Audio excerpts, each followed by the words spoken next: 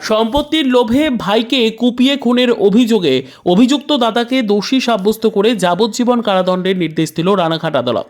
সূত্রের খবর, ধানতলা থানার হরিপুর ডোবপাড়া এলাকার বাসিন্দা নিখিল চিন্তাপাত্র নামে এক যুবককে 25/3/2008 তারিখে সম্পত্তির লোভে তার বাড়িতেই ধারালো দা দিয়ে কুপিয়ে খুন করে তার দাদা অখিল চিন্তাপাত্র। এই ঘটনায় মৃত যুবকের বোন ধানতলা থানায় অভিযোগ দায়ের করলে ঘটনার তদন্ত শুরু করে পুলিশ। আর সেই মামলায় দীর্ঘ 17 বছর মামলা চলার পর 15 তারিখ অভিযুক্ত অখিল মহাপাত্রকে দোষী সাব্যস্ত করেন অতিরিক্ত জেলা দায়রা বিচারক সৌমেন গুপ্তা। আর শনিবার অভিযুক্তকে যাবজ্জীবন কারাদণ্ডের সাজা শোনান বিচারক। শনিবার এই প্রসঙ্গে সরকার পক্ষের আইনজীবী নবেন্দু কুমার বিশ্বাস আমাদের জানান, হ্যাঁ, এটা তো একটা অপরাধ করেছে অখিল চিন্তাপাত্রকে। আজকে লাইনে ডেটি যে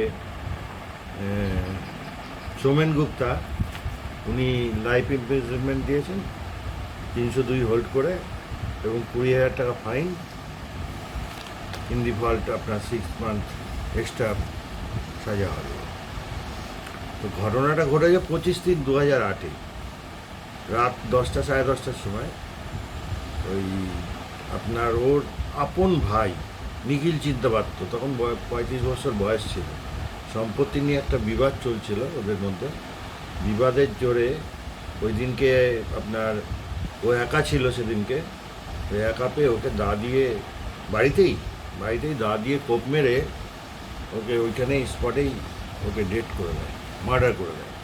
এই মার্ডার করার পরে আমরা প্রসিকিউশন থেকে 21টা সাক্ষী এক্সামিন করেছিলাম। তার ভিতরে 6খানা সাক্ষী হোস্টাইল হয়েছিল, আর বাদ বাকি কিছু সাক্ষী আছে যে ডাক্তারগুলো আছে, ডাক্তার পুলিশ এগুলো তো বলবেই।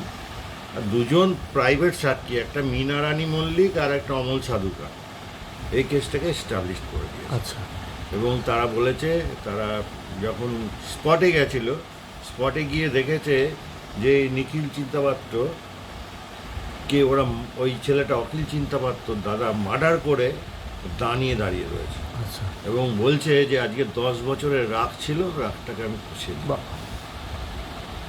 এর জন্য সমস্ত কিছু দেখে এবং তার ব্লাড স্ট্রেন থেকে শুরু করে দায়ের যে আপনার ব্লাড হয়, ব্লাডের সব এফএসএল রিপোর্টে সমস্ত মিলে গেছে। মিলে যাওয়ার পরে আজকে জজ স্যার তাকে সাজা ঘোষণা করে দিয়েছে।